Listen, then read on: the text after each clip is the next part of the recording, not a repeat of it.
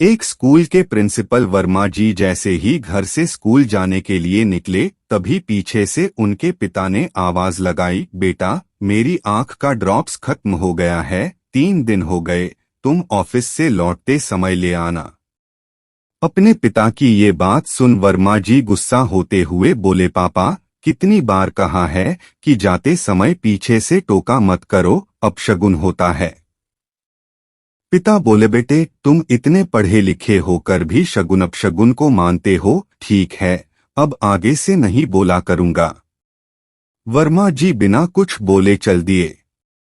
कुछ ही देर में वह एक विशाल सभा कक्ष में जाकर मंच पर बैठ गए और वहां उपस्थित अधिकारी कर्मचारियों के अभिवादन के बाद बोले, साथियों, शासन के आदेशानुसार यह 2 दिवसीय मीटिंग हो रही है, जिसमें हमें स्कूल चलो अभियान की ट्रेनिंग लेना है।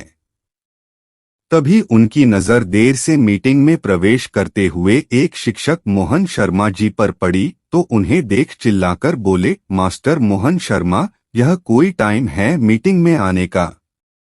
क्यों न इस अनुशासनहीनता के लिए आपका 1 दिन का वेतन काटा जाए? आज आप लेट क्यों आए, इस बात का लिखित स्पष्टीकरण कल लेकर आना। मास्टर मोहन शर्मा जी बिना कुछ बोले सर झुकाए खड़े रहे। जब उन्होंने अपना सर सीधा किया, तब लोगों ने देखा कि उनकी आंखों में आंसू थे। मीटिंग समाप्त होने पर प्रिंसिपल वर्मा जी ने अपने बड़े बाबू को बुलाकर 1 दिन के वेतन काटने का आर्डर टाइप करने का आदेश दिया। उनका आदेश सुनकर बड़ा बाबू बोला, साहब जी, आप उनकी 1 दिन का नहीं, 1 महीने का वेतन भी रोकने का आदेश देंगे तो भी वह आपत्ति नहीं करेंगे। सिर झुकाकर आंसू बहाते रहेंगे। यह नौकरी उनकी कमजोरी भी है और मजबूरी भी है।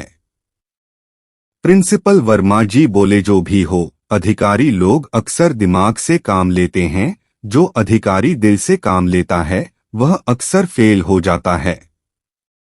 कल उनके 1 दिन के वेतन काटने का आदेश टाइप करके मेरे टेबल पर रख देना। बड़े बाबू ने फिर कहा, सर जी, 1-2 दिन रुक जाइए, पहले जान लीजिए मामला क्या है। तब प्रिंसिपल वर्मा बोले, देखिए बड़े बाबू, पेंडिंग काम एक लाश के समान होता है, जितनी देर करोगे उतनी ही सड़ांध होगी, इसलिए काम हो जाना चाहिए जो मैंने कहा। मीटिंग समाप्त होने बाद वर्मा जी अपने घर पहुंचे। दरवाजे पर टकटकी लगाए उनके पिता बैठे थे। उनकी आंखें सवाल पूछ रही थीं कि आंखों का ड्रॉप्स लाए या नहीं लाए। घर में प्रवेश करते ही वर्मा जी ने अपनी पत्नी को आवाज लगाई और उनके पास आने पर एक पेन ड्राइव देकर बोले, लीजिए तुम्हारी फरमाइश की नई फिल्म। वह बोली, मैंने कब फरमाइश की थी जी? चलो ले आए, अच्छा किया, लेकिन आपके पापा 3 दिन से आंखों का ड्रॉप्स मांग रहे हैं, वह भी ले आते तो अच्छा होता। वर्मा जी बोले, चलो अब मूड खराब मत करो, वो फिजूल की फरमाइश करते रहते हैं हमेशा, चलो बैठकर साथ फिल्म देखें। अगले दिन वर्मा जी मीटिंग में जाने की तैयारी कर रहे थे कि तभी बड़े बाबू आ गए और मास्टर मोहन शर्मा के 1 दिन के वेतन काटने के आदेश हस्ताक्षर हेतु उनके सामने रख दिया। वर्मा जी ने वह आदेश पढ़कर हस्ताक्षर करके अपने पास रख लिया। बड़े बाबू ने कहा, सर जी, अभी आप भी मीटिंग में जा रहे हैं, मुझे भी वही चलना है। सर जी, आपकी शान के विरुद्ध एक निवेदन है, अगर उचित समझें तो रास्ते में मास्टर मोहन शर्मा जी का घर है, उनके पिता बहुत बीमार हैं, सिर्फ 1 मिनट उनको देखते हुए चलें। वर्मा जी ने बहुत देर तक सोचने के बाद स्वीकृति दे दी। फिर क्या था, दोनों कुछ देर में ही शर्मा जी के घर पहुंच गए। मास्टर मोहन शर्मा अपने घर के बाहर अपने बीमार विकलांग पिता को स्नान करा रहे थे। अपने स्कूल के प्रिंसिपल को सामने पाकर शर्मा जी चौंक पड़े और हाथ जोड़कर बोले, साहब जी, आप मेरे घर आए, मेरे अहोभाग्य। साहब जी, यह मेरे पिताजी हैं, इन्होंने मजदूरी करके मुझे पाला है, इन्होंने पूरा जीवन मेरी परवरिश में लगा दिया। मुझे जवान करते करते खुद बूढ़े हो गए, बिल्कुल आपके पिता के समान। आज यह बीमार हैं, इसलिए मेरा भी फर्ज है कि इनकी सेवा करूं। साहब जी, अब आप ही बताइए, दुनिया की हर चीज खोने के बाद मिल सकती है, लेकिन अपने पिता को खो दिया तो फिर इनको सपने में भी पाना कठिन है। आप मेरा एक दिन का वेतन काट रहे हैं। मुझे जरा भी दुख नहीं है, भले महीने भर का वेतन कट जाए, भूख लगेगी तो भीख मांग लूंगा, लेकिन अपने पिता की सेवा में जीवन भर कोई कमी नहीं कर सकता।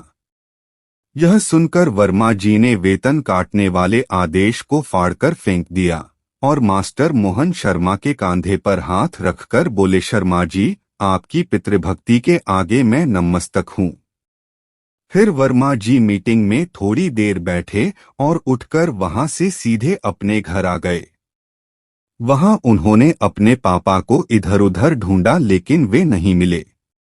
तभी उनके पास किसी का मोबाइल कॉल आया, साहब जी, आपके पिता को कोई गाड़ी वाला टक्कर मारकर भाग गया, जल्दी आइए, वह अंतिम सांस गिन रहे हैं। वर्मा जी तत्काल भागे। उन्होंने देखा अस्पताल के जनरल वार्ड के बेड पर उनके पिता गंभीर हालत में पड़े हुए हैं। वर्मा जी उनसे लिपट कर रो पड़े और बोले, पापा जी, आप इस हाल में? लड़खड़ाती जुबान में वह बोले, बेटा, जब तुम्हारी माँ की मृत्यु हुई थी तब तुम बहुत छोटे थे। लोगों मुझसे बहुत कहा कि दूसरी शादी कर लो, लेकिन मैंने अपना पूरा जीवन तुम्हें एक अच्छा इंसान बनाने में लगा दिया, लेकिन निश्चित ही मेरी परवरिश में कुछ कमी रह गई होगी। अपनी आंख के इलाज के लिए मुझे अकेला अस्पताल आना पड़ा। अब मेरा अंतिम समय आ गया है, तुम्हें हमेशा खुश रहने का आशीर्वाद देता हूँ। तब वर्मा जी हाथ जोड़कर बोले, पापा जी, मुझे माफी मांगना नहीं आता, लेकिन मुझे इतना पता है, आपको माफ करना आता है। प्लीज मुझे माफ कर दो। लेकिन जिसे माफ करना था वह दुनिया छोड़कर जा चुका था। वर्मा जी बिलखकर रो पड़े। तभी वहां मास्टर मोहन शर्मा ने आकर रुमाल से उनके आंसू पोंछते हुए कहा, साहब जी, हम अपने असहाय बुजुर्गों को खोने के बाद उनके उपकारों को याद करके रोते हैं। अगर उनके जीवन काल में ही उनके उपकारों को याद करते रहें तो कभी बाद में रोना या पछताना न पड़े। मानव भूल जाता है कि उनका वर्तमान काल भी कभी न कभी भूतकाल होगा। हमारे धर्मशास्त्र सदियों पहले ही लिख चुके हैं, पितृदेवो भवः। यह असत्य नहीं है, लेकिन हम पुराणों के साथ नहीं, जमाने के साथ चलते हैं। आज उंगली थाम के तेरी तुझे मैं चलना सिखलाऊं, कल हाथ पकड़ना मेरा जब मैं बूढ़ा हो जाऊं।